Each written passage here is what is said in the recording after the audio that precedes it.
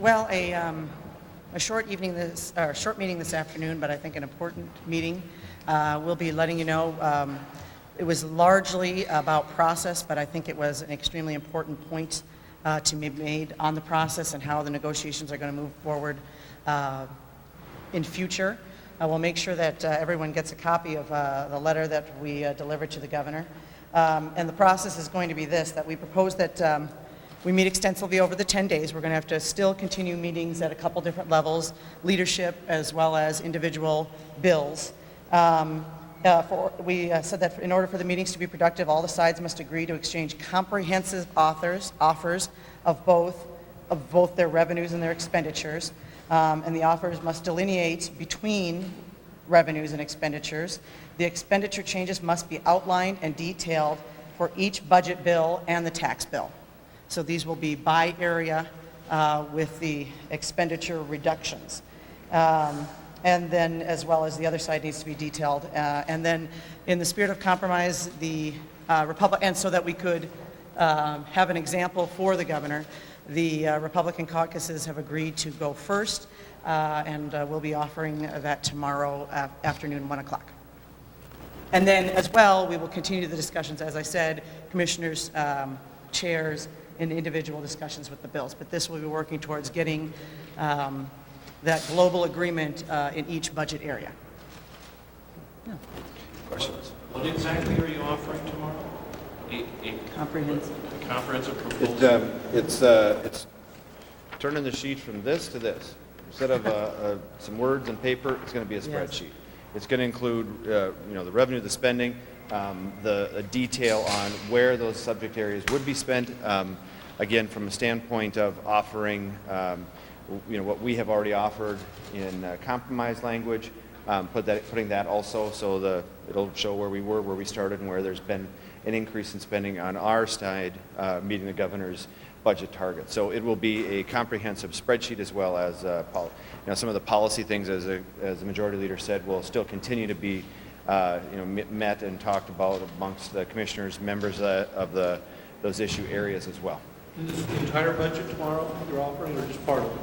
No, this will be a comprehensive, so it'll be everything. So where the revenue will come from, where will the expenditures will be, and we've asked also, then in response for the governor to provide that as well. Mr. Speaker, there's been a lot of frustration expressed by Republicans, also, Madam Leader, that today about the lack of progress, no negotiations. Are we any closer to averting a shutdown tonight than we were this morning?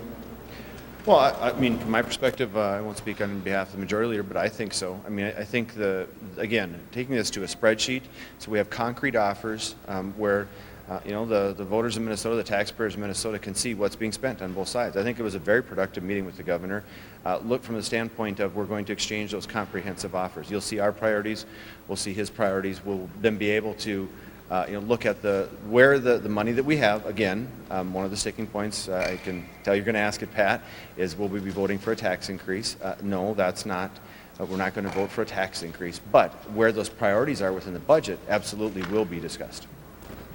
I don't know if Amy, if you want to. Yeah, no, that's it. I think you also heard some lot of discussion today in the LCPFP surrounding the impending lawsuit.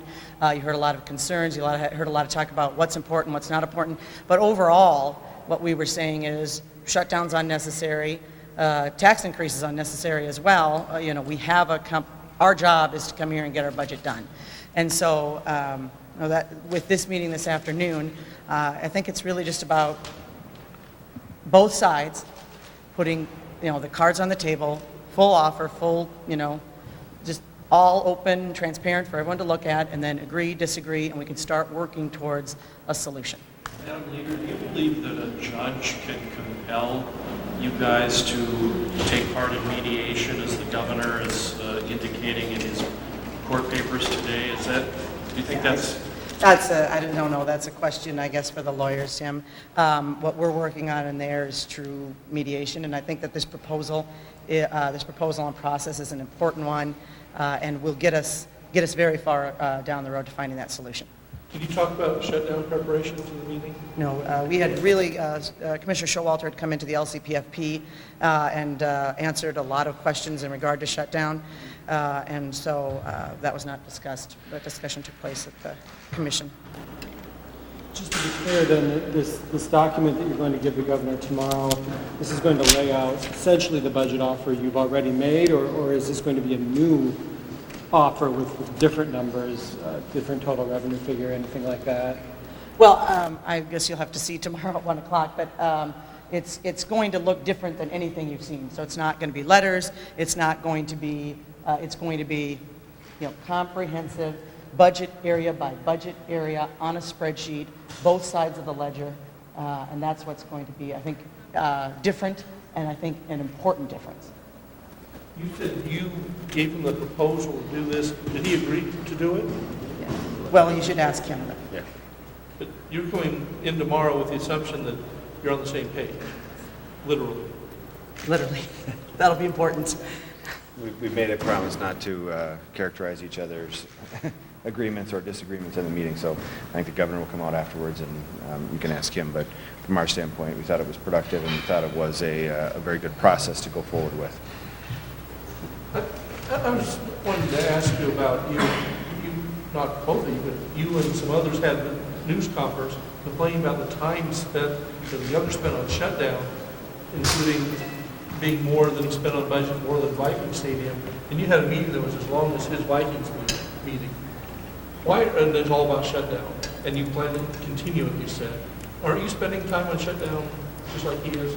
Well, I think the LCPFP is, again, from a fiscal planning standpoint, I think it was more or less because there was a lot of confusion around that, and I'm sure you guys will ask them all about what is included in there, but Commissioner Showalter very clearly said that this was going to be one of the last offers or the only things that would be included in that shutdown request from the governor to the judge. So from that standpoint, I think it was more about clarity. From the standpoint of the stadium, I mean, we've said all along, Don, that our job is the budget. If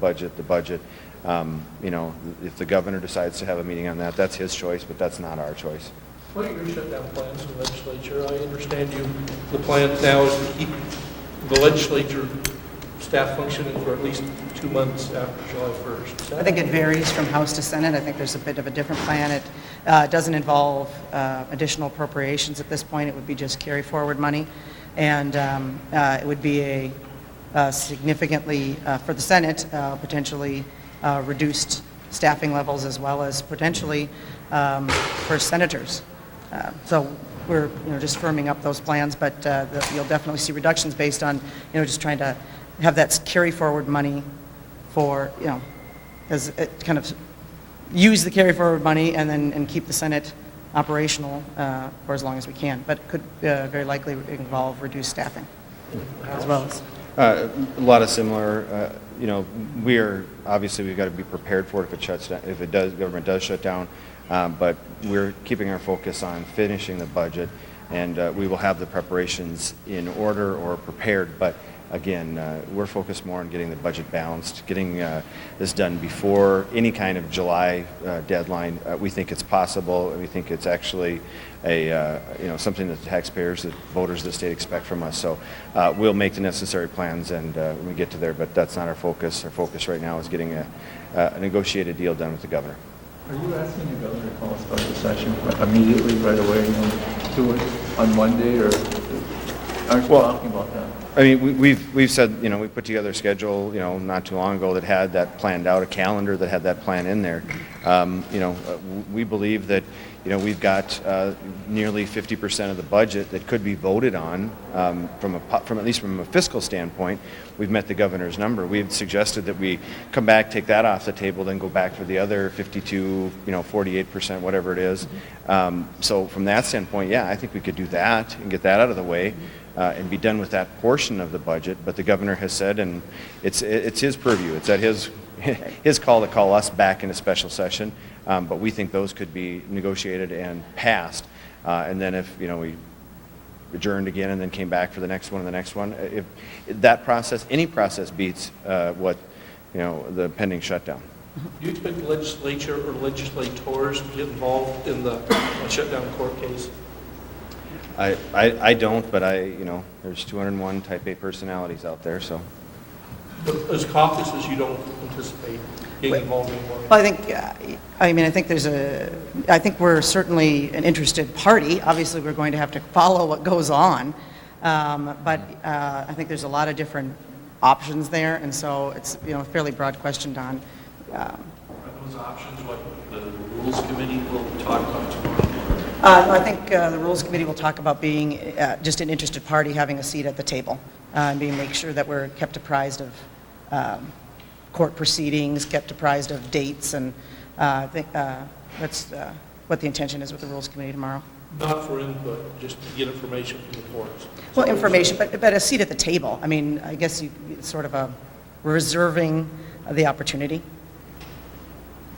Some of the armchair pundits out there kind of think this is just a PR war right now, each hoping that we'll outlast the other side, that the public uproar about a shutdown will apply some kind of pressure and make one side give or the other, maybe both. How do you see the connection between what's happening out there in the public and what's happening inside this building?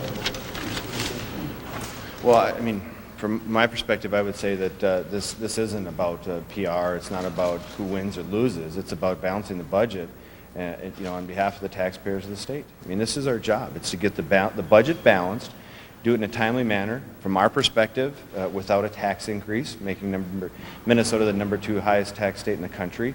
From the governor's standpoint, he needs additional revenue, or he needs a tax increase. So I think from our perspective, this isn't about public relations. It's not about who blinks first or who doesn't blink. It's about getting our budget balanced, doing it on time, and doing it with a prioritization of what we as Minnesotans believe are our greatest assets, our greatest opportunities, but then also keeping Minnesota competitive with our neighboring states and all across the country. I think my perspective, that's our number 1 job. Can you clarify something on the spreadsheets or offers? Are you going to be going back and caucusing it and finding any new proposals, or is it just a restatement of your bills that have already passed? For the first offer, Mary, Or is sharing? Is there going to be a caucus? Is there going to be some new ideas brought to those? Well, we're constantly caucusing, and so we caucus at least once a week, and also we get lots of input from our members. I think it's safe to say my phone runs out of juice 3 or 4 times a day, just trying to keep up with everyone. So there's a combination of approaches that we're using for that, for outreach, and making sure that folks are in on what's happening, because ultimately we're going to need their votes, and so anything that we offer or agree to is going to require our folks to feel good about and feel like they're representing the people that sent them to here to office. So that communication at the caucus is absolutely imperative, and we do that in a number of ways. Yep. So just to be clear, the meeting resolved in one agreement that you come back with a spreadsheet. Is that what I'm hearing? So it's a little bare bones, Don, but I think that's, again, I think a comprehensive look at where the spending, where the budget reductions are, what the priorities are in budget areas. I think that is something that's very productive. From both sides. From both sides, yes. That would be yes. Sure. Okay. But a clarification, not necessarily new ideas or proposals. Well, Mary, we want to be respectful that the governor gets it before you do. You're good at getting the scoop. You're the experts on your proposals. Yeah. There'll be some things in there that aren't going to be new because we passed them. Those were our priorities. We're comfortable with our priorities. That's why we passed them and sent them on to the governor. He's not comfortable with them because he vetoed them. So that now, finding his comfort level and our comfort level and where we can not only pass the bills out of both the House and Senate, but also get the governor's signature is where we are. And I think that's what today was a good step forward for that. So it's getting warm. The governor needs to have you guys and get you guys out of here. Thank you very much. Thanks. Get my patient back upstairs. Thanks.